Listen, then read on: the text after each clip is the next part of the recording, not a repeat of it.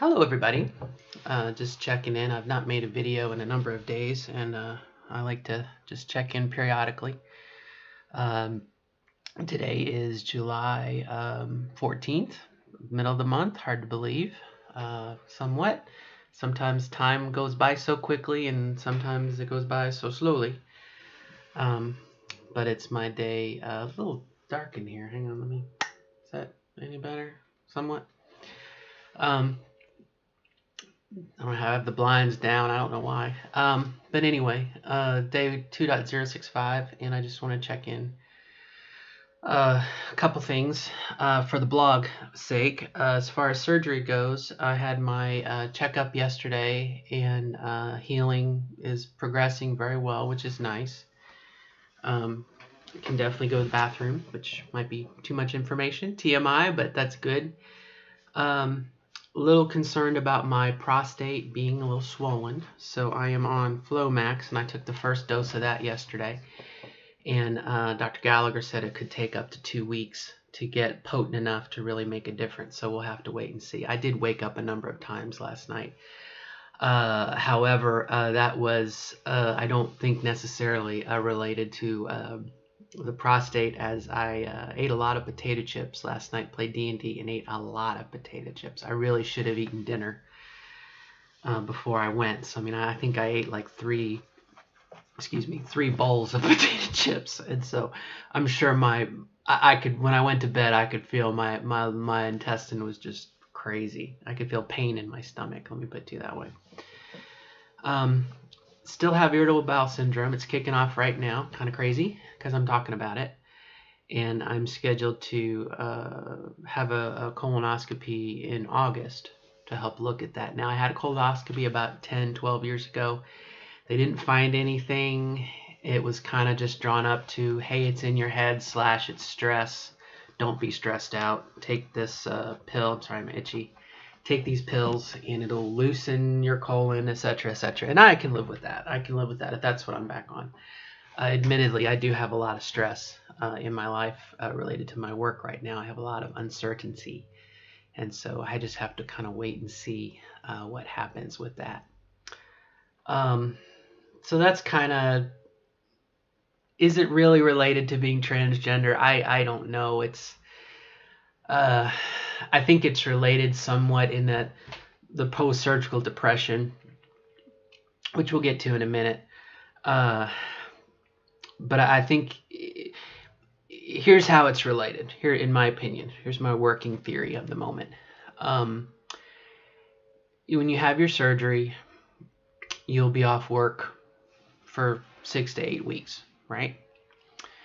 And for myself, I know in that time period, my brain, it went from being very disciplined and work schedule and everything to freedom. Much like I imagine someone who's retired, they don't have work anymore. You're on a set income, money's coming, you don't think about work. And so I had some bad work experiences last year, and I think my brain just sort of demonized all of it and really gave me a lot of stress. And I'm still kind of dealing a little with it. And the more that I go into work and the more that I interact and the more that I dispel some of those myths and some of those fears, the stronger I get. And so my hope is that assuming that I don't have colon cancer or something, which we'll find out in August, the more that I encounter reality and I dissipate some of those, slay some of those dragons, those fears, I think there'll be some progress. So that's how I think, again, related to how I can tie it to transgender stuff is I think as part of that 6 months, 6 to 8, weeks, my brain just unraveled. And so I would suggest, if I could, perhaps being vigilant of that, if you are in a position of recovering from GCS, is to keep your mind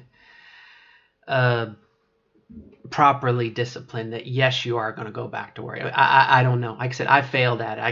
I can't I can only share with you my encounter and where I failed or what happened to me, and I can only hope that it never happens to anybody ever again. But um, now, in as far as the depression goes, post-op depression, yeah. What are things that what, number one, what makes us happy? What sustains us? And what goals might we have after our surgery? Those are some things to think about. Obviously, we know that having surgery is not going to solve all our problems. I mean, that's from the get-go. You know that. Um, we know that we're still going to encounter ups and downs, even part of our transition after we have surgery to a degree. So again, perhaps for the next person to share with you, if you keep those, you have goals that are outside of your transition, and that way once you have your surgery rather, that way after you have your surgery, you're like, okay, this is step 2 of, maybe my 10-step plan. So that might help. What I have done, just to share with you, is I've kind of sat down with a piece of paper. I had mentioned in a previous video about having a transition map, a road map. There's a website, TS Roadmap, Andrea James, but actually have a map draw it out on a piece of paper, where you are, where you might want to get to, and draw your map as to what route you're going to take. I mean, that's a huge step to get out of your head. And so I kind of had to do the same thing. And I came up with some 20-year goals, some 10-year goals, some 5-year goals, some long-term goals, some medium-term goals, some short-term goals. Goals as short as a couple days or next week, just to give myself something to think about, to plan for the future, the next step, the next thing. And I think that's a huge step from for anyone, but I mean for me to, that way I can realize, hey, I made it 2 days, I made it a week, I made it a month.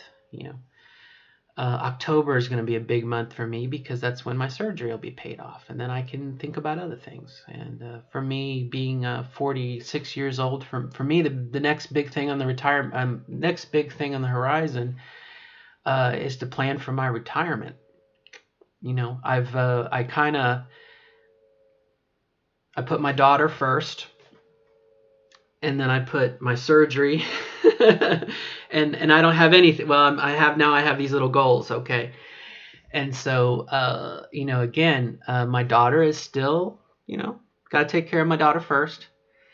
But then now we get to this other thing. Now that I've had my surgery, is these other goals. How do I get there? And of course, the biggest one that I can think of is my retirement. I have 19 years left of work, or less. Knock on plastic, knock on wood. Hopefully less than 19 years. But in theory, when I turn 65, or whatever it is now, 65, 67, I think you can pull as early as 63. But again, what, I have done nothing for my retirement other than just the minimum.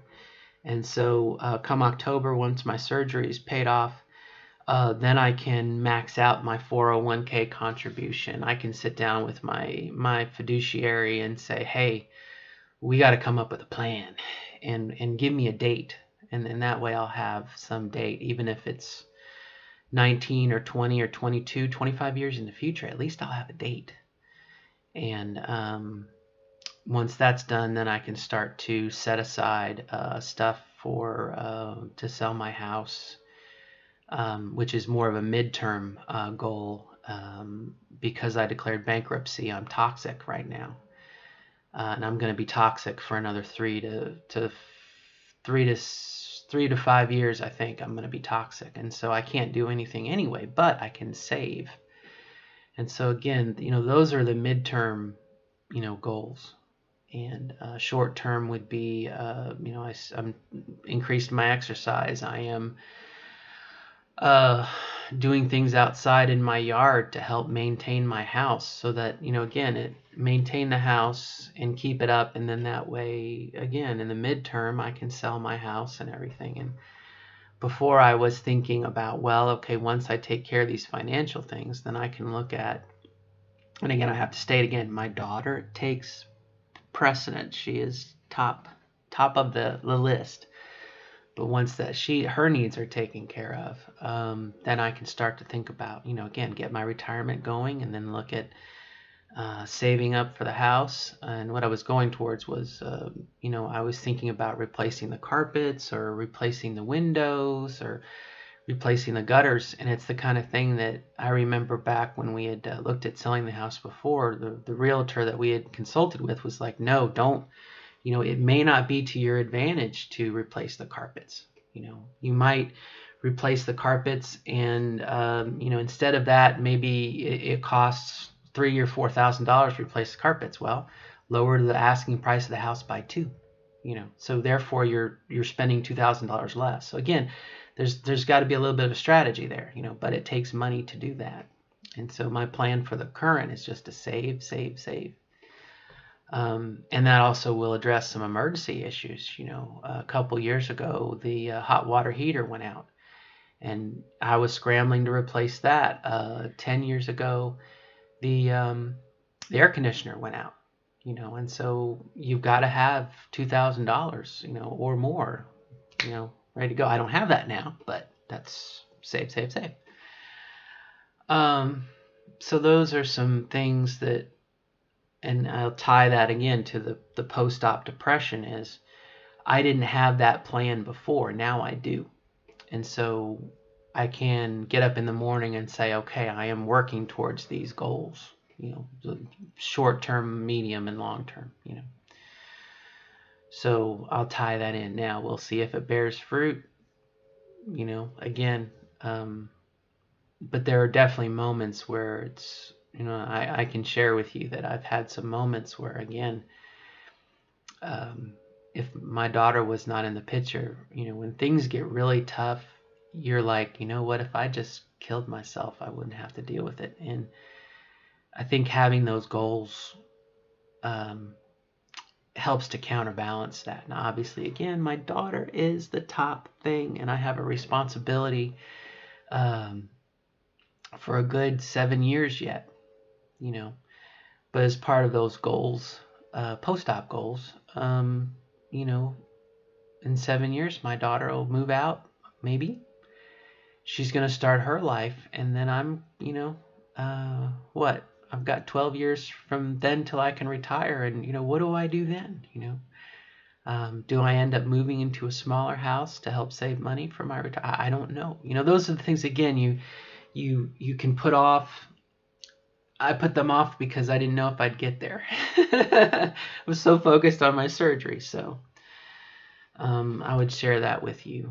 There was something else. Happiness. And that you could probably write a book and a movie and whatever else. What is happiness? I was thinking this morning as I was trimming some hedges in the backyard. And I thought about it yesterday as I was driving. Each of us are going to define happiness in our own way. And a lot of that may be age and stage. It may be circumstances. But I tried to answer that this morning. What makes me happy? What makes me happy? What makes me get out of bed and say, okay, world, seeing my daughter makes me happy. My daughter's smile or my daughter's laugh makes me happy. Knowing that my daughter has clothes on her back and food on the table and everything else, and talking with her about what she wants to do makes me happy. There will come a day when she is gone. She's living her own life, so for the moment I can be happy for those moments, but I can't base my happiness on that because one day she will be gone, And I realized this morning is very, very simple. after I dilated and had done the yard work and everything, I was like, I want to live some old happiness, and I pulled out Dune, Frank Herbert, which I started. I found because of the movie when I was in middle school in the 80s. I actually read the book, and this is probably the third physical copy I've bought, because I burn them out. I mean, I just read them and read them and read them and read them. But I was sitting there, and it was almost like an epiphany. I was sitting there sipping a cup of coffee, reading Dune, and I had a cat on my lap. I had a cat behind me purring, and I just looked out the window at the sun, and I was like, you know what? I'm happy. This is my happiness at this present moment. This is my happiness. Being able to sit here, having done my chores, having done my effort, having done my work for the day, and dilating and everything else. This is my happy. I am happy right fucking now. Okay? Excuse my French. Right smegging now, I am happy. And that was like a light bulb going off, And I know that happiness can be elusive. Again, being happy is something that's going to be different for every single person. But it made me very thankful. It almost brought a tear to my eye. And I said, thank you, God. This is an example of me being happy. And yesterday, as I was driving back and forth to Indianapolis, I'm like, boy, I can't think of anything other than my daughter.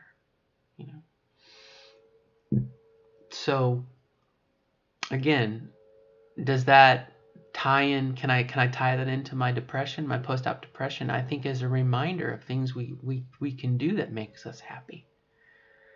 As simple as reading a book can be happiness. And again, everyone's going to be happy. But I wanted to make a note of it, regardless of what it is. I can imagine for my friend Jamie, maybe playing on her bass is happy. Or,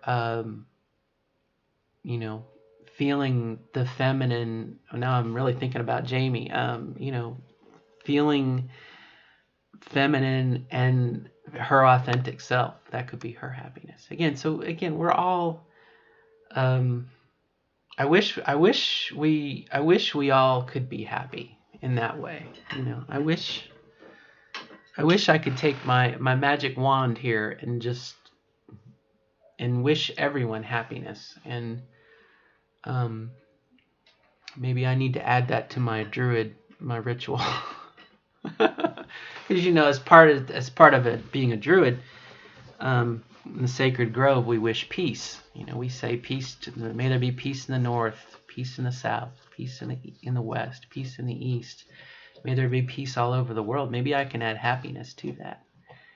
And depending on your beliefs, for one person that can be a prayer. God, please grant happiness to everyone. For a Wiccan or a Druid, maybe more for a Wiccan, a spell,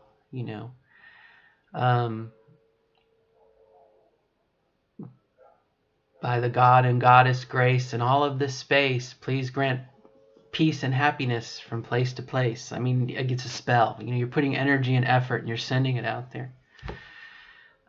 Or just for, just wishing peace and happiness. Peace for you, peace for me. I don't want to run too long, but I will make one other observation too, that going back to Dune here, it's interesting. I had read a critique of Dune that supposedly the spice melange, which is the focal point of the books, is sort of an analogy for oil. Chome in it is an analogy for OPEC. And we put this in the context. It was written in the 1960s. Our dependency on oil, on petroleum as an energy source is it's a metaphor for the spice, because people are addicted to the spice. In the same way, in our world, we're addicted to petroleum as an energy source, oil in our cars and whatnot. Now, again, we've gone a long way in that in electric cars and nuclear power, solar power, wind power, etc., etc. But that aside, again, back to Dune and Paul Atreides, and they're looking for the Kwisatz Haderach.